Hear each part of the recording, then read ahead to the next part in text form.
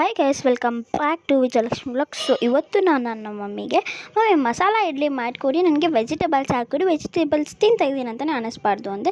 So ನಮ್ಮಮ್ಮ ಪಟ್ ಅಂತ ಒಂದು ಬಾಳ್ಗೆ ಇಟ್ಟರು. ಸೊ ಆ ಬಾಳ್ಗೆಗೆ 4 ಟೇಬಲ್ ಸ್ಪೂನಷ್ಟು ಎಣ್ಣೆ ಹಾಕಿಬಿಟ್ಟು ಈ ಹಿಟ್ಟಿಗೆ ನಾವು ಇವಾಗ ಒಗ್ಗರಣೆ ಹಾಕ್ಕೋಬೇಕು. ಸೊ ಸಾಸಿವೆ ಜೀರಿಗೆ 2 ಹಾಕಿ ಅವೆರಡು ಚಡ್ರ ಪಡ್ರ ಅಂತ ಸಿಡಿತಾ ಇತ್ತು. ಆಮೇಲೆ ನಮ್ಮಮ್ಮ ಉದ್ದಿನಬೇಳೆ ಹಾಕ್ಬಿಟ್ಟು ಕರಿಬೇವು ಸೊಪ್ಪು ಹಾಕ್ಬಿಟ್ಟು ಇದು ನೀಟಾಗಿ ಮಿಕ್ಸ್ ಮಾಡಿಕೊಂಡು, ಆಮೇಲೆ ಒಂದು ಚಮಚ ಹಾಕ್ಬಿಟ್ಟು ನೀಟಾಗಿ ಮಿಕ್ಸ್ ಮಾಡಿಕೊಂಡು ಇದನ್ನು ಹಿಟ್ಗೆ ಆಮೇಲೆ ಇಲ್ಲಿ ಒಂದು ಇಡ್ಲಿ ಪ್ಲೇಟಿಗೆ ಟೊಮೊಟೊನ ಈ ರೀತಿ ಹಾಫ್ ಆಗಿ ಕಟ್ ಮಾಡಿಕೊಂಡು ಆಮೇಲೆ ಇಲ್ಲಿ ಒಂದೊಂದು ಸರ್ಕಲ್ನಲ್ಲಿ ಇಡಬೇಕು. ಸೊ ಈ ರೀತಿ ಇಡಬೇಕು. ಸೊ ನೋಡ್ತಾ ಇದ್ರಲ್ಲ, ನಾನು ಯಾವ ರೀತಿ ಇಡ್ತಾಯಿದ್ದೀನಿ, ನೀವು ಅದೇ ರೀತಿ ಇಡಬೇಕಾಗತ್ತೆ.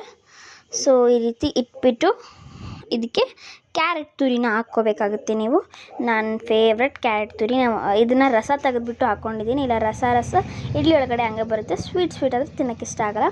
ಸೊ ರಸ ತೆಗೆದುಬಿಟ್ಟು ಬರೀ ಇಲ್ಲಿ ಕ್ಯಾರೆಟ್ನ ಹಾಕ್ಕೊತಾ ಇದ್ದೀನಿ. ಕ್ಯಾರೆಟ್ನ 8 ಇಡ್ಲಿಗೆ ಹಾಕ್ತಾಯಿದ್ದೀನಿ. ನನಗೆ ಬರೀ ಪ್ಲೇನ್ ಇಡ್ಲಿ ಬೇಕಂದ್ಬಿಟ್ಟು ನಾನು ಪ್ಲೇನ್ ತಿಂತಾಯಿದ್ದೀನಿ. ಇದನ್ನು ಒಂದು 4 ಟೇಸ್ಟ್ ಮಾಡಿದೆ, ಸಕ್ಕತ್ತಾಗಿ ಬಂದಿತ್ತು ರಿಯಲಿ. ಮಸಾಲ ಉದ್ದಿನಬೇಳೆ ಬಾಯಲ್ಲಿ ಸಿಗ್ತಾಯಿದ್ರೆ ಸಕ್ಕತ್ತಾಗಿ ಅನಿಸುತ್ತೆ.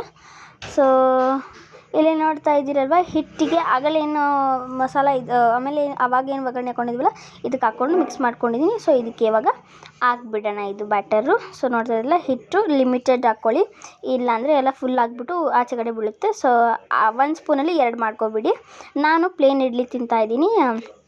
ಸ್ಕೂಲಿಗೆ ನಾನು ಮಸಾಲ ಇಡ್ಲಿ ಆ್ಯಂಡ್ ನನಗೆ ಪ್ಲೇನ್ ಇಡ್ಲಿ, ಅಲ್ಲೇನು ಪ್ಲೇನ್ ಹಿಟ್ಟೇ ಇದೆ.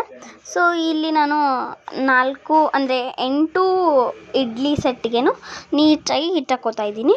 ಹಿಟ್ಟು ಹಾಕೊಂಡ್ಮೇಲೆ ಏನು ಮಾಡಬೇಕಂತ ಹೇಳ್ತೀನಿ ಗೈಸ್.